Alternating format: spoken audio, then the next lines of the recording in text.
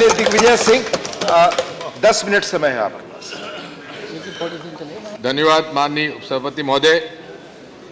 मेरे पार्टी की तरफ से 2 विद्वान वकीलों ने बड़े अच्छे ढंग से इस संशोधन के बारे में पूरे सदन को बताया है कि किस प्रकार से ये अनकॉन्स्टिट्यूशनल है और किस प्रकार से ये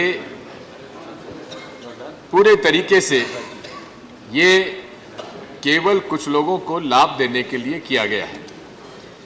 मैं इसीलिए जो प्रस्ताव आया है कि इसे सेलेक्ट कमेटी में भेजना चाहिए, उसका समर्थन करता हूं।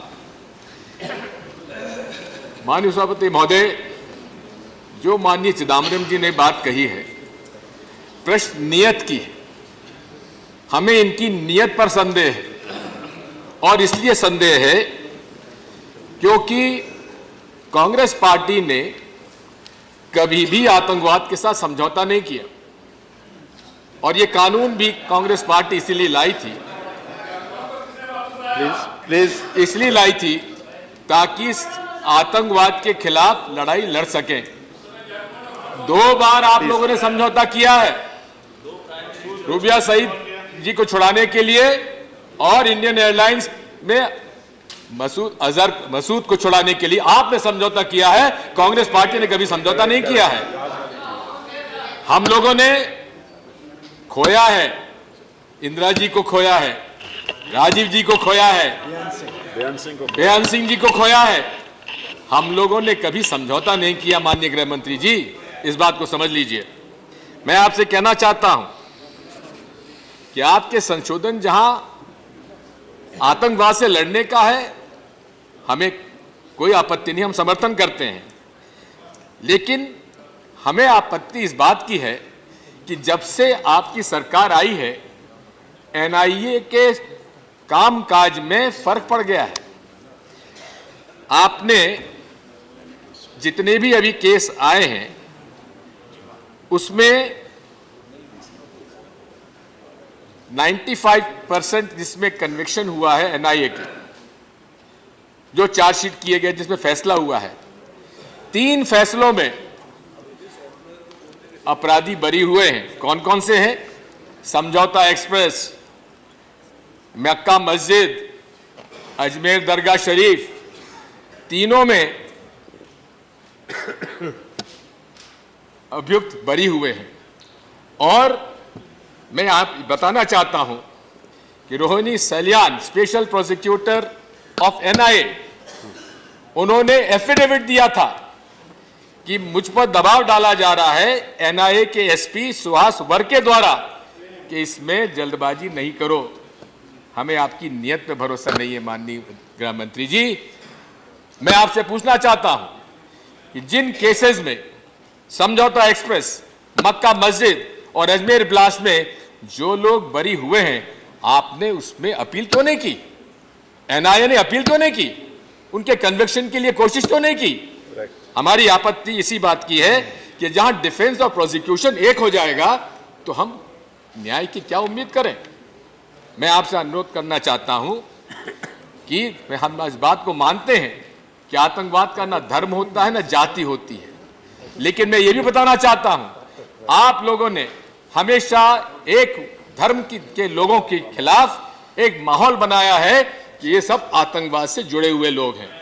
लेकिन मैं आपसे पूछना चाहता हूं, एनआईए की मोस्ट वांटेड लिस्ट में पहले 3 नाम कौन से हैं? पहला नाम है लक्ष्मण राव उर्फ गणपति, लेफ्ट विंग एक्सट्रीमिस्ट। दूसरा नाम है रामचंद्र कलंगसरा, 10 लाख का उन पर आज रिवॉर्ड है। तीसरा नाम है संदीप दांगे, 10 लाख का रिवॉर्ड है। ये कौन से संगठन से संबंधित है? गृह मंत्री जी, आपको मालूम है, मुझे बताने की आवश्यकता नहीं है। और अगर मैं बता दूंगा तो आप सब लोग नाराज हो जाएंगे।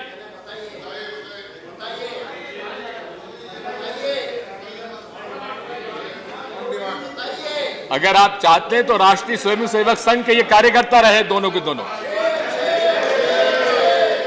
और यही नहीं है, अब जो आतंकवाद के आज भी अभियुक्त है, उसको माननीय गृह मंत्री जी भारतीय जनता पार्टी के अध्यक्ष के नाते उसको उम्मीदवार बनाते हैं और वो आज लोकसभा सदस्य हैं। और साथ में मैं पूछना चाहता हूं कि क्या शेड्यूल उनके लिए क्या शेड्यूल 5 लगाया जाएगा? मैं आपसे बोलना चाहता हूं, मैं आपसे पूछना चाहता हूं कि शेड्यूल 4 आपने इंडिविजुअल्स रखा है, शेड्यूल 5 उनके लिए रखिए जो लोकसभा के सदस्य और विधानसभा के सदस्य अभियुक्त हो आतंकवाद के, उनके लिए शेड्यूल 5 का अमेंडमेंट लेके आइए। माननीय अध्यक्ष सभापति महोदय, बात वही आती है नियत की। हमें दुख इस बात का है कि आज आपके लोग, आपके प्रतिनिधि नाथूराम गोडसे को देशभक्त कह रहे हैं। जो पहला आतंकवादी था आजाद भारत में, उसको आप देशभक्त कहते हैं। हम लोगों की नीयत पर, आपकी नीयत पे भरोसा नहीं है माननीय गृह मंत्री जी। मैं आपसे कहना चाहता हूं, उसी के साथ साथ अभी जैसा इन्होंने बताया, अर्बन नक्सलिज्म की एक बात आ गई है। कोरेगांव की इन्होंने बात की, माननीय सभापति आपको हैरानी होगी, उसमें मेरा नाम भी जोड़ा गया और कहा गया कि इनका फोन नंबर उनके पास था। जनाब, मेरा फोन नंबर राज्यसभा की वेबसाइट पर था और मेरा नाम जोड़ा गया कि उनके पास मेरा फोन नंबर था। स्वाभाविक है जो इन्होंने कहा है, if the central government believes, सबसे मैं कहना चाहता हूं कि सबसे पहले आप मुझे ही उसमें डालेंगे, मुझे भरोसा है आपकी बात पर। आपने कहा था नोटबंदी पर हम आतंकवाद समाप्त कर देंगे। जिस दिन डिमोनेटाइजेशन हुआ उसके तत्काल बाद ही आतंकवादियों के पास से नए नए करारे 2000 के नोट निकले। कितने आतंकवादी आपने उसके बाद समाप्त किए? मैं आपसे कहना चाहता हूं, पूरे तरीके से हम लोगों को आपकी नीयत पर भरोसा नहीं है, इसलिए हम आप इस बिल का विरोध करते हैं।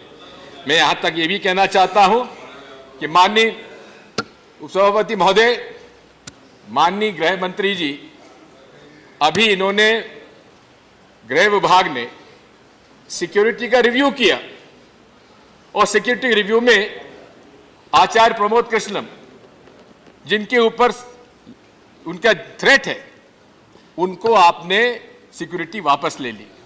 प्रताप बाजवा, माननीय संसद सदस्य हमारे राज्यसभा के, जिनके पिता आतंकवाद के शिकार रहे, उनकी हत्या की गई, उनकी आपने सिक्योरिटी विड्रॉ कर ली।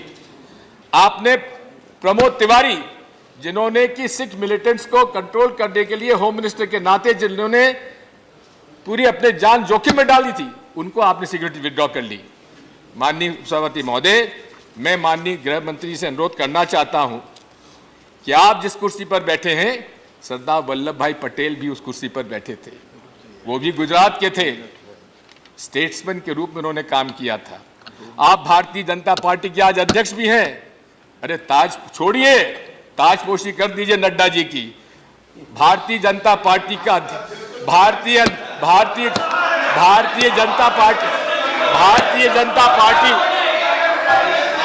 हम हमारा कर लेंगे, आप चिंता मत करिए।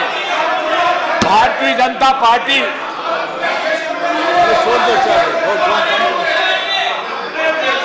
माननीय सभापति महोदय, हमें विश्वास नहीं है भारतीय जनता पार्टी के नेता के रूप में ये गृह मंत्री जी पूरे तरीके से राजनीतिक ढंग से काम कर रहे हैं। हम इस बात पे आपत्ति करते हैं। मैं आपसे इतना ही अनुरोध करूंगा कि आज बात विश्वास की है। नरेंद्र मोदी जी जहां कहते हैं सबका साथ, सबका विकास, सबका विश्वास, वो खुले आप इस बात को कहते हैं मुसलमानों का विश्वास हमें प्राप्त करना है। लेकिन अगर ट्रिपल तलाक में आपने मेरा सुझाव, मेरा प्रस्ताव, अमेंडमेंट मान लिया होता तो उन लोगों में विश्वास पैदा होता। माननीय गृह मंत्री जी, मैं आपसे अनुरोध करना चाहता हूं कि आज इस देश में विश्वास की कमी है और विश्वास की कमी इसलिए है क्योंकि आपका सोच जो है विभाजित है, इंक्लूसिव नहीं है, बांटने वाला है। क्योंकि पूरी बुनियाद आपकी विचारधारा की बांटने की है। हिंदू और मुसलमानों में खाई पैदा करने की है, इसलिए हम आपको पर विश्वास नहीं करते और इसलिए हम आपका विरोध करते हैं। धन्यवाद। धन्यवाद। श्री पीएल पुनिया जी, 1 मिनट का समय है आपकी पार्टी के पास, 1 मिनट में अपनी बात कह लें। 1 मिनट में क्या कहें? 1 मिनट का समय खत्म हुआ। बहुत खत्म हो गया। बहुत आभारी हूं, समय खत्म हो आपने गया। समय दिया। समय खत्म हो गया। 10 मिनट।